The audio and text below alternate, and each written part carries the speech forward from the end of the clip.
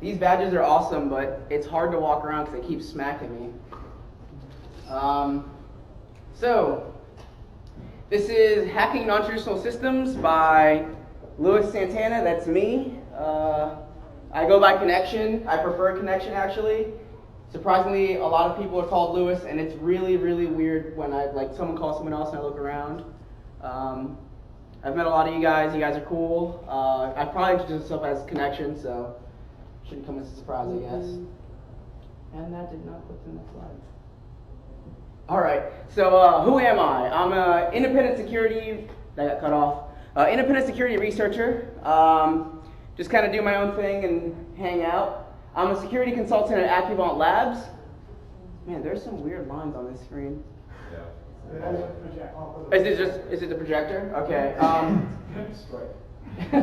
So I'm a security consultant with AccuVant Labs because I like to get paid to hack things. It kind of works pretty well for me. I'm a newbie hardware hacker. Newbie got cut off somehow.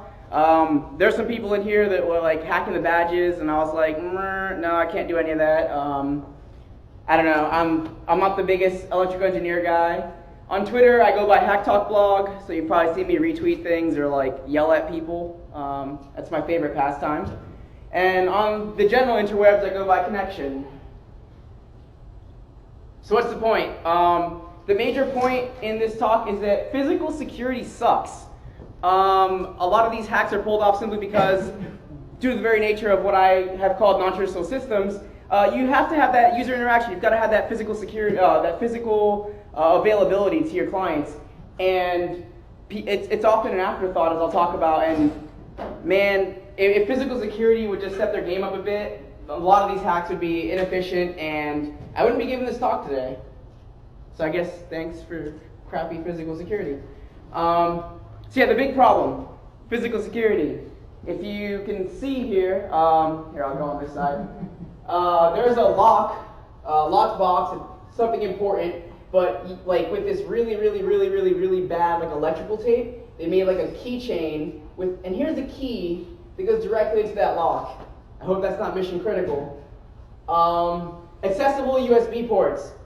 There's no reason why you should ever let a consumer plug their USB port into your machine. It's going to end badly, except for the hacker. So let's talk more about physical security. It's rudimentary, often a second thought, and quite honestly, in a number of occasions, it's completely non-existent. Rudimentary in that, like, it might be like a really bad lock, and like 2 pins. I've seen 2 pins in locks to cache boxes. Not smart. Come on, guys. It's often a second thought. I look at a lot of these machines and I'm like, oh, it's really like locked down from a software level, from a network level, but I feel like they just like slapped a lock on it and called it a day for physical security. They were like, oh, a lock, it's good enough. We won't even bother testing the lock or making sure it's a good lock. And it's also like I've run into things where it's completely non-existent. I've tested self-checkout units where there's like latches that look like they're locked, and it's got access to various parts of the machine. You walk up, you move the latch a little bit to the left, and oh, it's not actually a lock, it's just a latch. It's opened up, and you got access to the guts, access to a bunch of fun stuff, and so that's why I say, like, it seems like it's a second thought. Like, had they been thinking it through, hey, we've got this storage area, we're going to put a bunch of stuff, maybe we should put a lock. Nah, no one will ever open that thing. So with these systems, there are a ton of common vulnerabilities. Like, you will see the same vulnerabilities over and over and over. It's almost nauseating how prevalent they are. But some key points from this are that devices within the same manufacturer or even within the same product line often like have a ton of code reuse or like similar form factor design. And so if you find a physical flaw or a security flaw in one of these things, they don't know that it's vulnerable, so they apply it to all the things, which causes problems because if you manage to get your hands on one bug, you can spread it along their entire product line and own them each and every time pretty reliably. They're highly trivial, and this includes like breaking out of their kiosk software or like even just some of the hacks you can pull off, like I've seen really bad things where like they're running really old school war FTPD on their box, and you're like, wow, really? There's an exploit for that in Metasploit that everyone knows about, and that's not hard at all. And you'll see that because they've never had the, like, they don't see them as a non-traditional system, which is like, I guess I should have defined that earlier, sorry. But a non-traditional system is a network-connected device, which you're not seeing as your typical computer. So, like, if this projector was connected to your network, I'd want to hack that because your projector's probably not that secure, but it's connected to your network. So if I can pop that, I can start scanning your network and attacking you. So this includes things like kiosks, vending machines, self-checkout units, and like damn near anything you'll see in a store that's plugged in lets you interact with it and have fun. Those like those little like cell phone charging stations. I've taken a look at some of those and stuff. So yeah, like a lot of these things are highly trivial. It's easy to hack these things because no one's out hacking projectors or like cell phone charging stations. A lot of them use plain text communication. This is both on the hardware level as well as like the software and network communication level. So like on the hardware level, you're looking at things like just your typical stuff like I2C and UART, but they're not applying any encryption along the way. So if you're able to get your hands on the actual hardware guts, you can often like man in the middle some of that and steal some information off the wire. But a lot of them I've also seen callbacks to web servers, and they're not even like HTTPS. It's just like plain HTTP protocol talking to web servers. So you can sniff that in line and see what's going on. And we'll see that a bit more later on. It's easy as pie to own these things. Like I was saying earlier, it's highly trivial. It's a lot of old techniques on new devices. So, I mean, I see bugs like MS03-whatever on some like devices that was made in 2012. And it's just because they're running legacy systems a lot of times. It's really common for these devices to be running things like Windows XP SP0 or Windows XP Embedded or like really old Linux versions. So you'll notice that like you've got this treasure trove of like bugs and techniques that you use like in years past, and you can reuse them, and it's almost like reliving the golden era all over again. Because you're like, yes, this actually worked. I've seen devices where like there is no Etsy shadow file because it's so old that it only uses Etsy password, and like just really crazy stuff like that. Oh my God, O-Day! Everybody likes to have like zero-day exploits, and these devices will have a bunch of those. And even if it's not something you've seen before, it's really easy to find out whether it's like a callback to a web server that's like vulnerable to file inclusion, or if like there's a race condition in the login screen that you can bypass and become the admin regardless. The kind of things that I find like 90% of the time don't require a ton of skills, so it's kind of fun.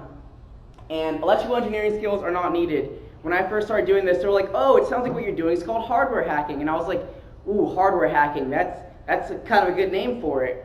And then I like Googled for like hardware hacks, and I was like, oh, like obviously you stumble onto stuff like Hackaday. And you're like, man, these people are like getting down in there, or like hacking away at Super NESs and like making them super cool. Like I'm way too noob for that. I'll never be able to do this in my life. I should just give up now. But I've picked up some skills as I've gone along. But in general, I've noticed a lot of these skills aren't down low on the hardware level. You can definitely get that low and like extract the firmware of the device and start looking at bugs in its operating system.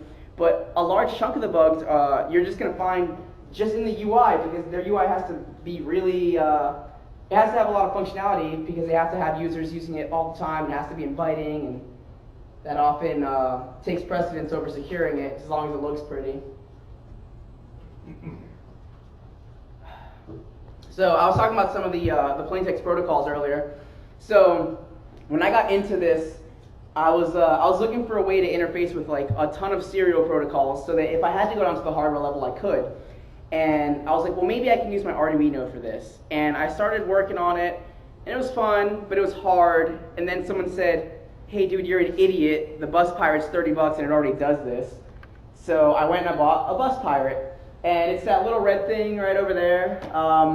Very similar to an Arduino in that like you can program it over USB to make it do different things, or you can even just like completely interface over it and just through USB and do a bunch of really fun stuff. and it has a bunch of the standard serial protocols like I2C, UART, JTAG, SPI, FTDI, just basically everything under the sun. They're super common, and it allows you to do a lot of things like really easily. Like earlier today, we were like hacking away at the badges, and one of the people I was hanging out with was like, "Man, I really wish I could sniff like what was going on over USB to see how it's sending this information." Well, with the Bus Pirate, had I brought mine, we would have been able to plug into it, and they've got like sniffers for almost every one of these protocols. So you just like, and it's a macro too. You're just like M1, and it starts sniffing. Like it's not hard at all. Super easy to do, and yeah, and just like sits there and lets you know all the data that comes through. So it makes life really easy, especially when I was actually on a gig and we had hardware level access. And I noticed that when a credit card was being swiped, it was being encrypted further down in the hardware. And so I found a live trace, I plugged into it, and I actually sat there with my Bus Pirate, swiped the test credit card, and saw my credit card information in plain text. I then did that again further down, where I assumed all the encryption was happening, and then it was gone. It was all encrypted and jumbled and just completely useless. But had I been a criminal, I would do something where I would solder onto that live trace and start collecting credit card information that way. So you start to really see some of the underlying issues with on the hardware level when you start poking around at it with things like the Bus Pirate. So I've kind of broken non-traditional systems up into a couple different categories, and these are just the most common that I've seen. Like these are by far the most prevalent kiosk-like systems. Oh my God, they're everywhere. They're in airports, they're in hotels, they are like in stores. I've seen a couple of them. Just like so much craziness about kiosks. They're everywhere. I like them a lot because they're really easy to hack, and I like things that are easy to hack. So here's kind of like some of the criteria and things I see with kiosk-like devices. They're often touchscreen. Hell, we've had touchscreen kiosks before we had touchscreen telephones. It's just like that was their signature thing. You can walk up to it at an airport and check your flight information or print out your boarding pass. So you're just kind of touching away, having a good time. USB for the win. These things have USB out the Yahoo. Just start looking around for them, and you'll see USB ports everywhere that they shouldn't be, externally facing.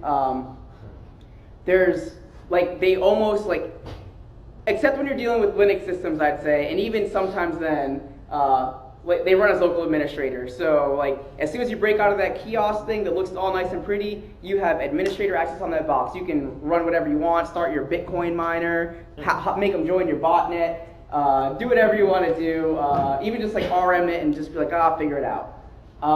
There's hidden menus on these things, and that's the coolest thing I found out. Like, oh yeah, I can break out and run commands, but there's like hidden menus that let you do really funky stuff.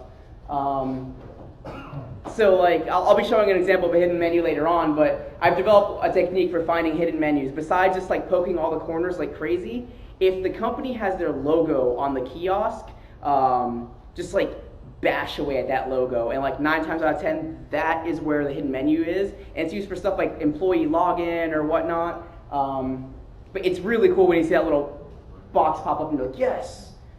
It's easy breakouts. If they've got a keyboard, you can like oftentimes break out using their own keyboard, or if you do unexpected things to their user interface, a lot of times you'll crash the user interface and just be dumped back out into a Windows environment and like start poking around doing cool things.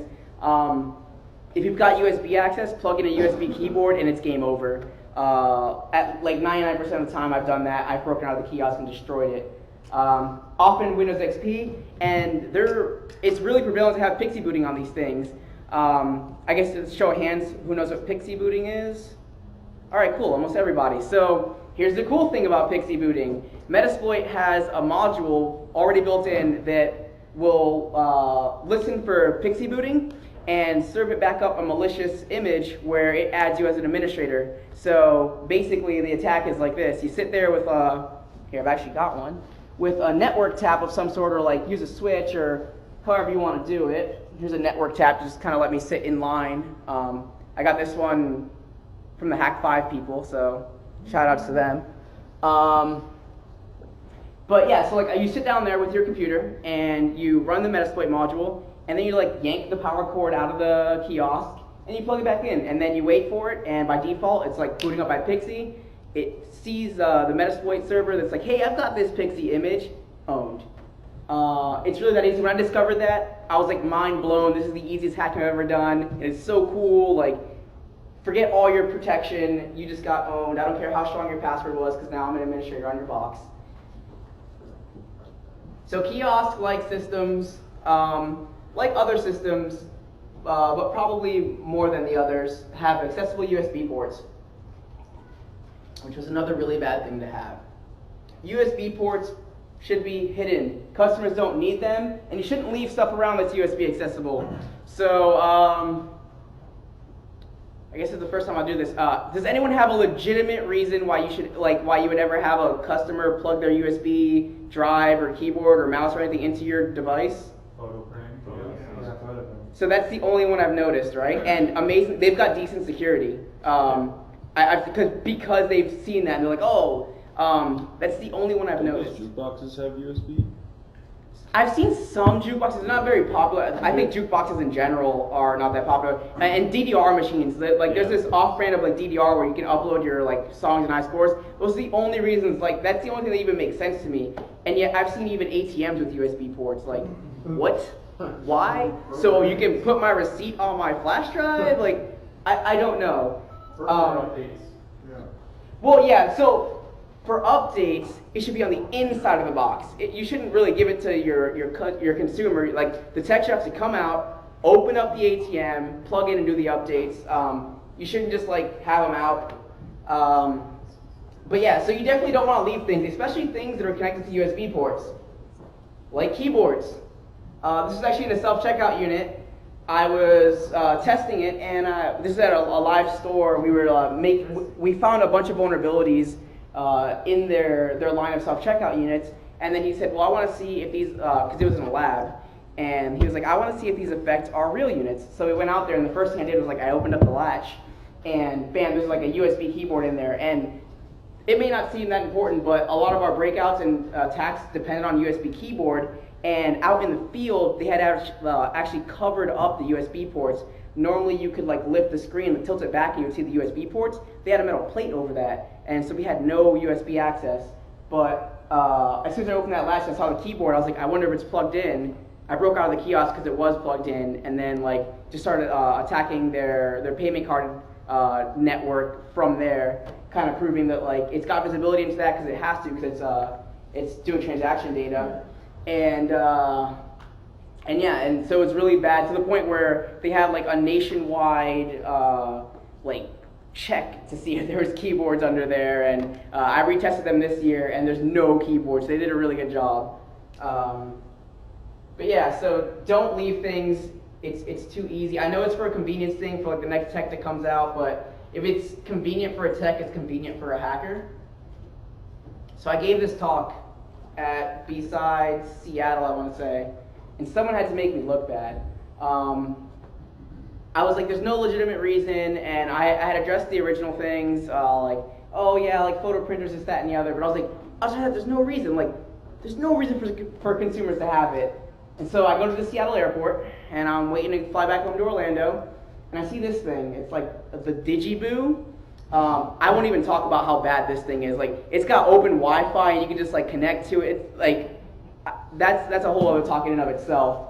But yeah, there's like 2 USB ports, and they're right next to the credit card reader. So I was like, oh, this is interesting. I asked really politely to the airport if I could like poke around if they had it in the lab, and sure enough they did. So they let me poke around, and I plugged in my USB, and I was kind of goofing around. I noticed that it mounted it, so I was like, that's cool. Then I plugged in my keyboard, broke out the kiosk software, not only stole all the movies they had on there, but also uploaded my own movies that were just like a troll face going troll over and over again. Like I just replaced every file with that, and sure enough, I went and like I feel stupid for doing this, but I paid for a troll face I knew I was going to get. But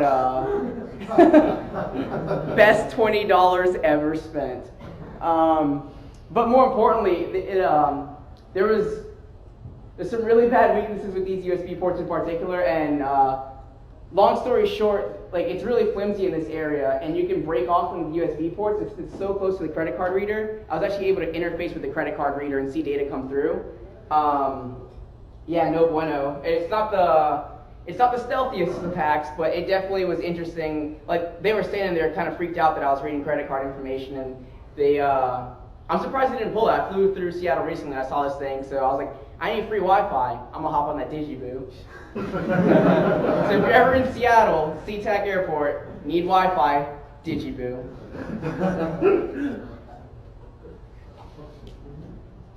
All right, vending machines. Vending machines are awesome. I love hacking vending machines because it typically means I'm gonna get some kind of free merchandise, free food, free coffee, free something. Free money is even better, but yeah, vending machines, oh, how I love them. Oh, so very much. So the big things with vending machines are debug codes to allow people to like check how much money they've made off their vending machine, or like adjust sales or prices, a bunch of different things. This one's kind of popular, like especially with old school Coke machines, like the 4231 thing, where you're like, oh my god, and then it got on the internet, so they made that completely useless, but it's still kind of cool to show your friends, like, hey, watch this, bam, bam, bam. They have limited security, because who the heck's gonna hack a vending machine, right? Yeah. But so like they've got decent physical security, but even that's lacking. A lot of them will just have like a 7-pin tubular lock, and you're like, oh really? Okay, I'll just go buy a pick for that, and I'll be through that in 2 seconds. There's no encrypted swipe. I don't know if this is like an actual term, but basically when you swipe your credit card, it doesn't encrypt it in the reader. It encrypts it later on in the hardware, which means like the hack I was talking about earlier, if you're able to tap into that reader, you can read it before it's encrypted, and then happy fun times. There's despite the fact that they take payment card information, their businesses are not required to have their vending machines tested for PCI compliance, because they either use the cellular network using like CDMA or GSM. So they're like, oh, that's secure, like, right? What was that? Like GSM is even secure. Yeah, like exactly. But they're like, no, it's on its own network and rah, rah, rah. I'm like, no, I'll set up a femto cell and sniff all this anyway.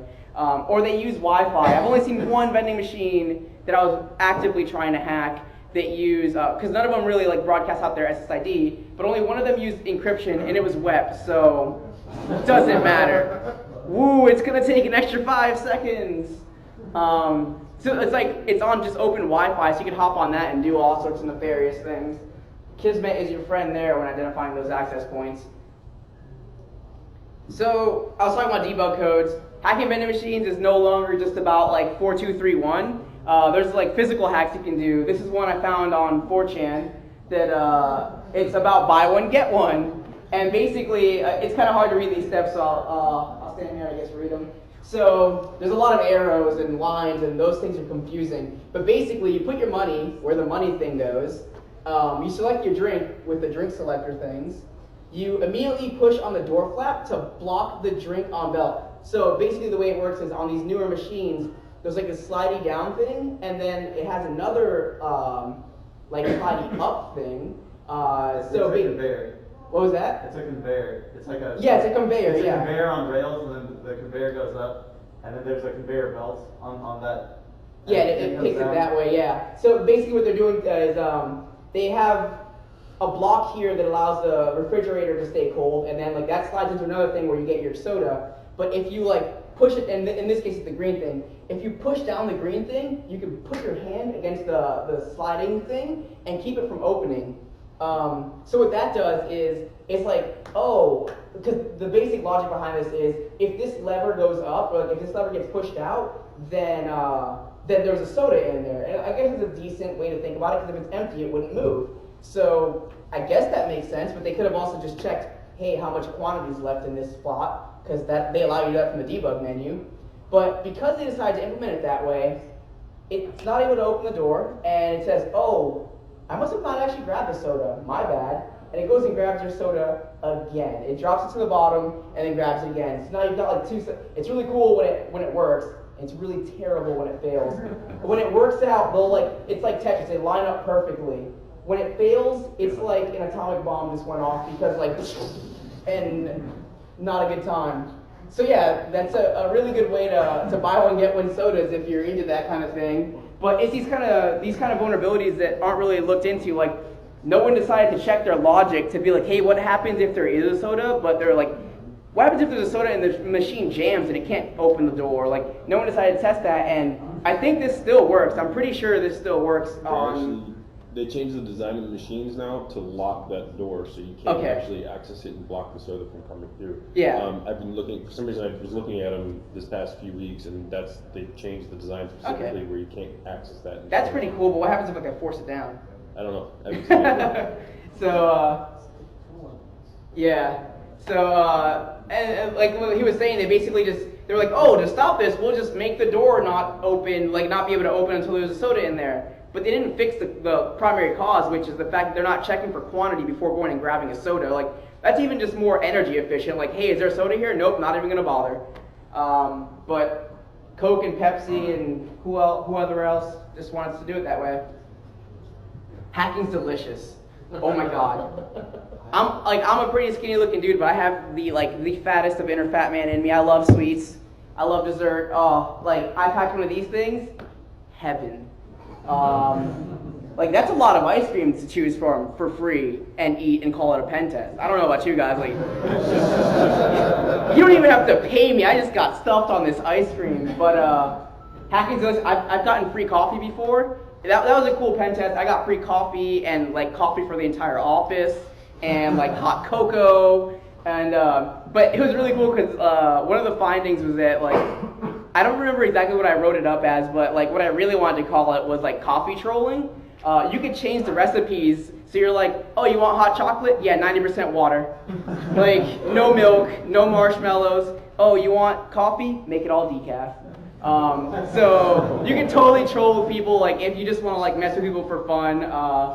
Yeah, there's some really. I think one of the hot chocolates I made was like straight chocolate, like no milk, no water, just like glunky mess. I want to find a chicken nugget vending machine because chicken nuggets are nom delicious. If you know of one, please let me know. Please. Japan, man. Japan. So here's some story time. Everyone loves stories. This is the device that cried sequel-I. Actually, some people. Oh, yeah. I have one question real quick. Yeah. You started making the pizza machines now. Yeah, that. Have you gone up against one of those? I have not yet, but I need to. Like, I'm telling you, like, oh, cheese pizza with all the toppings, same price. That's the only hack I need. I need to go to Japan and you take a beer vending machine. Yeah, oh my god, I would be so drunk. So drunk. So this is a device that cried sequel-I, SQL injection. Some of the people in this room actually kind of worked with me on this. There's this kiosk software in a lot of hotels. We discovered it during DerbyCon, and they had like, if you went to DerbyCon last year, they had these like mounted touchscreen things, like directories, and we were like, Lewis knows how to do this kind of stuff, let's mess around. So we started like just messing around, and I found like a hidden menu, this, that, and the other, but it had a password prompt. Shortly after, we come back to Orlando and we're hanging out, and I get a phone call like, dude, this thing's like calling back to a web server. And so I'm like, all right, I need to see this now. So I get sent over the details, and I'm like, man, it's making a SQL query. I wonder if this thing is vulnerable. So like one thing led to another, and SQL map. SQL injection, like you see the database, there's a bunch of fun stuff, and then like I'm like, well, I wonder what they're doing. So I start poking around a little bit more, and it's like, oh, username table or users table. Usernames, passwords aren't encrypted. Admin user, password was admin. Win. I find the admin panel, log in. At this point, I'm like, I need to report this because this is terrible that this is even on the internet right now. I log in and notice like the back end is like, has a bunch of fun stuff, but it's nothing that I can really do that's like really cool. I guess like, lets me check the status of their like 50,000 directories worldwide. So that was kind of cool, like, oh, like that's how large they are. But I tried those same credentials on FTP and it threw me to a different directory. A directory that had their source code and their updates so that I could like, oh, this works out cool because there was an update portion of that admin panel. So now I can push out my update to 50,000 machines worldwide. Easy botnet. So like I'm like, this is kind of crazy.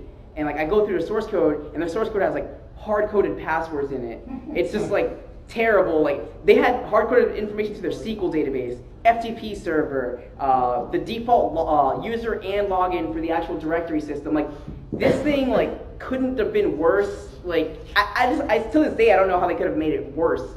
But I report it and I'm like, this is bad. I don't hear anything. Don't hear anything. Don't hear anything. So I'm like, I'm gonna reach out again. Maybe they're just a really busy company. I haven't heard of them before, but maybe they're busy. Email them again. Don't hear anything. Don't hear anything. Don't hear anything. It's been like 6 months now. I'm really not liking this company. I decided to FTP back in. Can still FTP in. Can still access the admin panel. Can still make a really quick like Bitcoin botnet. They still haven't patched it as of today. It's really bad. That's why I won't disclose the actual vendor. But what was that? NSA? Maybe. But yeah, so this is kind of stuff that you'll see, like really dumb stuff, like making a call to a MySQL database and like having the username and password of admin, and just being really, really dumb because they're like, who's gonna hack our wall-mounted directory? This guy. Cool story, bro. Tell it again. They say pictures are worth, pictures are worth 1,000 words. So I've got a couple 1,000 words for you guys. Dat source. I blanked it out. If I messed up, whoops. As up here it says the server, ftp.com. Username, password, sk. Root path, special FTP updates. Update path, special FTP update / common folder path. Blah, blah, blah. This isn't important. But here's what, like, where it installs. Okay, I really got to make sure I didn't mess up here. Okay, yeah. So here's where it installs and has all the information on that. So I was like, oh, that's kind of cool. More source. SQL Server info. There's SQL servers at sql.com. User is DSI, password is DS, catalog is 44. Catalog is what they named their database, by the way. I don't know who uses that nomenclature, but whatever. So the admin info, the user pin is 1234. This is, I don't think anyone ever guessed this thing. This is legit. The admin pin is, the admin pin was 1196, and we'll see what the admin pin's used for a little later on. There's no default welcome logo. There's a timeout, so like if you don't log in within 5 seconds, it's like, screw you, I'm going home. Yeah, so that's kind of cool. So what can we do with this? Hidden menus. So this was really easy. Bash like crazy right here. I actually noticed the same kiosk during my company retreat out in Denver, and I was like, oh, I'm gonna have some fun time. So I started like bashing up here. So right down here, you can see the Sheraton logo. Had the admin menu not been in like one of those corners, like always go for the logo, like bam, bam, bam, bam, bam, bam, and it'll work. So I do this, and I get presented with this screen. I know 1196 and 1234. Doesn't work. Doesn't work. I'm like, oh, no default. How can I get past this? Then I was like, what if I do things that it's not expecting? So like, what if I open up a menu and then close a menu and open another one really fast and do that for an obnoxious amount of time? It took a lot shorter than I thought. After basically going like this, I guess you need the other slide. After basically tapping this corner and pressing OK like 5 times, I was like, it thought that I was logged in. That race condition. So then we get presented with this thing, and like there's even a cursor up here, which is kind of cool. I didn't mess around too much with that. But we get to like another hidden menu. There's 1 through 9. It's like, I have no idea what this even means. It might help if I was actually logged in. I'm sure I shouldn't even be able to see this right now. But I was like, whatever, 5's in the middle, that's a good idea. So, beep, I pressed on 5. And it gave me a bunch of options like, hey man, this room's way too hot, so put down the AC. Or, hey, this room is way too cold, put up the AC. I need AV assistance. Hey, you know what, I'm gonna unlock this room right now, this conference room, it's cool, it's fine, don't worry about it. I can order food. I can order beverages.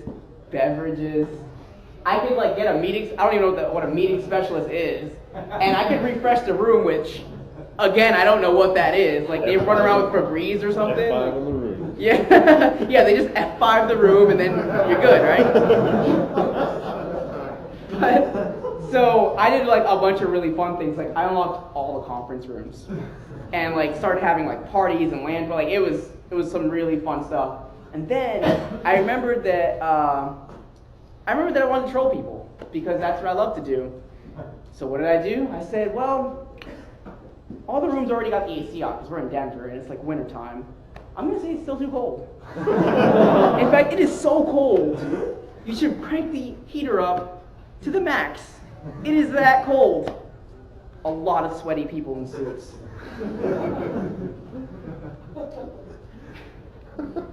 I don't advocate trolling your company. That's a great way to get promoted to customer.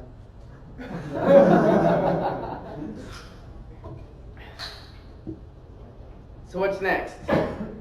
I gotta research. There's a lot of research. It's kind of hard to like categorize like all the different things. Like I want to test ATMs more. I want to test voting machines because I want to pick the next president. All by myself. Like one vote can count, damn it, when no one else can.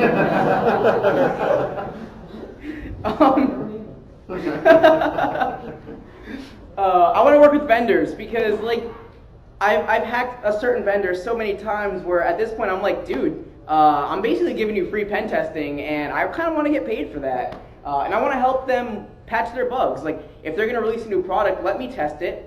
I'll make sure it's all right, and then you can release it, and then you won't have to hear from me in 2 months when I hack it anyway. I have to develop methodologies. Like this is another issue with like the large scale of non-traditional systems. Like I can't really apply ATM hacking to a self-checkout. Like some things might be crossover, but like it's not going to work. And I can't really apply like hacking a little black box that works as like a proxy to hacking a hotel directory system. Like it's hard to develop like specified toolkits and methodologies just because it's so much stuff.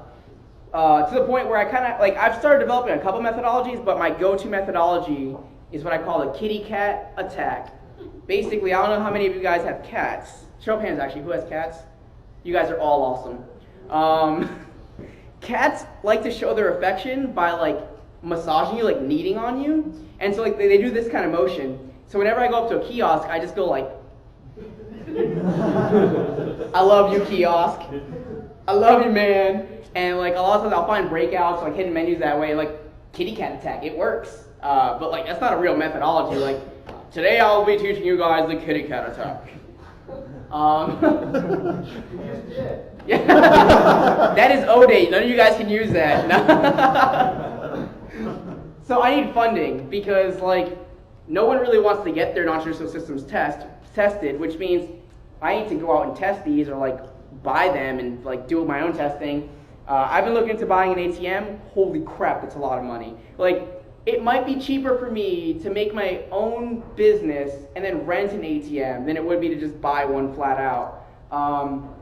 Kiosks are also pretty expensive, especially when you get to kiosk software. It's pretty proprietary stuff. I can't just go on like Pirate Bay and pull it down. Like it's hard to get your hands on. It's expensive because it's a very niche market. So dollar bill, y'all. I accept monies and bitcoins and litecoins. But in all seriousness, though, like it's hard. Like between finding time and money, it's really hard to cover this all by myself. So I hope that after this talk, you guys all kind of want to hack all the things. Kickstarter. Let Lewis hack things. Kickstarter. Chicken nugget vending machine hacker Kickstarter. It's a new market. We kind of saw this blow up with mobile security, right? Where they're like, everyone's like, oh God, cell phones are crap. Like they are like the most insecure thing ever. Well, it's because for years before we never pen tested them. Kind of like vending machines and kiosks and ATMs. We never really pen test them. So it's a new market to kind of go out there and do research. And it feels kind of cool because like I was a 90s kid, but I didn't really get into hacking until the early 2000s. So by the time I was coming in, like a bunch of research was already done. Like I didn't get to pave the way. I wasn't a pioneer of hacking, but like doing this, I'm one of the only people I know of that's like going after these systems. So I'm kind of pioneering and doing my own thing, and it feels cool to be able to give back to the community that like that kind of raised me, I guess. But yeah, so it's cool. It's a new market for both making that money and just research in general. So, oh man, I timed this pretty well. So any questions, anyone, about anything, maybe even not related to the talk? Yeah. Yep. Are arcade machines, like game things, are those considered under the same category? Oh yeah, a lot of those, especially like stuff like Dave and Buster's, where they take your card and diminish points and stuff on there. Hey. Oh, you have two questions? I wanted to tell you that I didn't see that thing that you were holding up very close when you done. What was I holding? Network tap. Oh, the network tap. Yeah, here. Hey, sweetie, daddy has one. Oh yeah, there you go. Daddy has a lamp. It's just like this.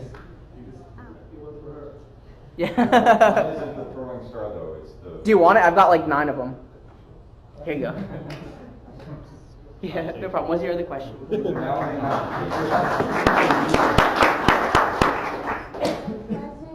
on the TV look silly? Oh, this guy over here? Yeah. Yeah.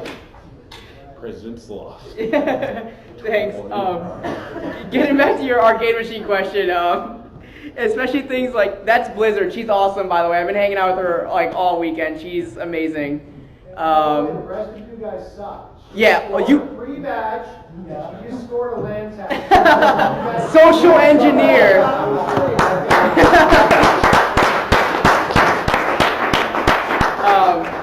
Yeah, so to get back to the arcade machine thing, yeah, they're just as vulnerable, and they're connected to some networks a lot because they've got to have a server that says, hey, this ID is matched with this card, and they've got this much money left on their card. So definitely, well, I won't advocate you going out and hacking them, but It's right down the street. yeah, it's right down the street. So I mean, hey, anything could happen. What about, okay, with that, what about those like golden tea machines that take the credit card readers on them? I don't think I've seen one of those. You want to explain more? Golf games. Oh, yeah, dude. I would totally want to hack one of those things. Like, those are definitely a hardware level thing just because there's not much to interface with. But I would love, like, if anyone knows a mini golf owner, operator, I don't know what they're called, I would love to hack one of those things. They rent them? MagStrike, like network MagStrike readers. Would you consider that to be one of your? Oh hell yeah, dude! Like even if the MagStrike reader itself isn't network connected, if it's on a device that's network connected, like because you've got to call back to a database somewhere, right? Like you've got to do your logging or your reading. Those are fair game. Like those are non-traditional systems if I've ever seen one. Like who thinks about hacking a MagStrike reader? You know, so what? Oh, sorry. The MagStrike readers are in plain text. Oh, they're in plain text. I haven't found an encrypted one yet. All right, there you go. Yeah, like a lot of them, like there's an algorithm you can use to decrypt because it turns it into sound and then it processes it. But yeah, you can totally hack them. Have you messed with the price scanners at like stores? So the most common price scanner, let me see if I can remember this. Starts with a T. I can't remember, but I have messed around with it a little bit. I have a buddy who worked at a Target, and they had one that was kind of out of commission. And so I was like, can I mess around with it? And he was like, yeah, go for it, have fun. I've like broken their admin menu. It's really crappy. Like the password was like 1234. I don't know if that's through all of the machines, but it was definitely the case in this. And yeah, it lets you do really fun stuff like update prices, and so that's always fun. Like get milk for 2 pennies, and they're looking at you like, Card readers are also frequently the USB or PS2 keyboard inputs, and they are usually not sanitizing any input at all. So if you have a card writer, you can. Yeah, you can do stuff like dude, I've seen ATMs where like they're dumped out into a Windows like environment with a command prompt open. I'm like, I want to know how the heck they did that. So yeah, I'm sure it's like something like that, the reader had a bug in it. Anyone else? Oh, yeah, I would like to point out, Regions Bank, their ATMs are on Windows ME. Just in case anyone was There you go. Yeah. So when are you planning your trip to Japan? I want to go to Japan within the next year or two, and if I do, I'll probably never come back. Like, they've got vending machines for everything. Use panties? That was my question. I was gonna ask if you're gonna hack a used vending machine. Hey, dude, totally. Like, I'll have all the used pants. Then I can sell them on eBay and make a profit. So it's a good thing the rag stripe readers aren't like anything like gas pumps that have 3 or 4 keys across the U.S. that are, plain text. So good thing they can't be stolen there. Yeah. If you own a gas pump, I totally want to hack one. So, what about like vending machines that have like high value things? Oh, like the Best Buy machines? Yeah. Yeah, like so at the Orlando International Airport, there's like a Best Buy machine, and they're all over, but that's the most common one I see. Proactive too for the face stuff. Yeah, Proactive has the face the same system. Apple's got them. Yeah, like so those things where it's like, oh man, I would totally love that $3,000 MacBook. Yeah, they're vulnerable too. they're vulnerable as well, and to a lot of these same attacks, I wouldn't advocate going out and hacking one, but I can tell you that they're pretty easy to hack. Yes. Is there a way to hack like those like self-redemption centers? Like you put a dollar in and you try to knock the thing over. Is there a way to hack that and you get like unlimited tries? That might be something more on a hardware level where like you could mess with it. So similar to that, what the Russians are doing in casinos like worldwide is they've built like a tiny EMP generator, and they'll stick it next to a slot machine. And when the EMP goes off, with this brand or maybe every slot machine, it goes off, it causes a short circuit, and it jackpots the machine, so suddenly they get like all the money. So like that attacks the hardware. It's like a hardware denial of service. So I'm sure you could do something similar, like maybe not exactly similar, but yeah, there's always like those weird bugs where like if you can cause the hardware to like freak out for a second, like unlimited lives, God mode status. Anyone else? Oh, yeah. Not a question, but shameless plug, since we're at the end of the day. Raffle tickets and spare badges are still up for sale if you want a spare badge to hack up, since we're talking about hacking things. Yeah, the spare badges are awesome because if you fry yours, it sucks. And the raffle tickets, we're giving out some pretty cool things. Like there's a mini poner, which is a really cool piece of equipment to let you hack all the things. There's like books from No Starch Press that really good, like practical malware analysis is in there, gray hat hacking, like a lot of really cool books. So, and the raffle tickets are cheap, so may as well at least try. And there's also going to help us do this thing. Yeah, they help us do it next year. We try to do this as free as possible. This year. Well, yeah. We have two lockpick. We have 2 lockpick sets. One that comes with a bunch of stuff from Serapick, and then a Southward pick set, which is a very quality pick set, and they're actually located here in Orlando, Florida. And both those guys have graciously donated that. The only thing with those is we don't actually have them, so we'll have to get your name and address if you win those. And social, And credit card number. your mom's maiden name, your first pet, the street you grew up on. Yeah. Anyone else? Oh, price. Raffle tickets are $3 Yeah, each, it's raffle. or $5 for $9 for 5 tickets. What was that? The picks are part of the raffle, yeah. They have to be shipped to you because they're not here. Yeah. So just I like to give thanks to people in my slides, especially if they weren't able to be here. Patrick Fleming, he's been like a mentor to me. He gave me my first non-traditional system gig where he basically told me, "Hey, go do this." And I said, "I've never done that." He said, "Listen, I need you to think like a criminal. Can you do that?" And I was like, "Yeah, I can do this. Do what a criminal would do. Go, get out of here." But I like that. He threw me into the fire, and I came out alive and a lot better for it. Accuvant Labs for letting me poke at hardware and like work on this talk, because I sure as hell wasn't working on reports when I was working on this. and you for coming to my talk and hopefully learning some new things or laughing at pictures at the very least. That's all I got, so thanks guys.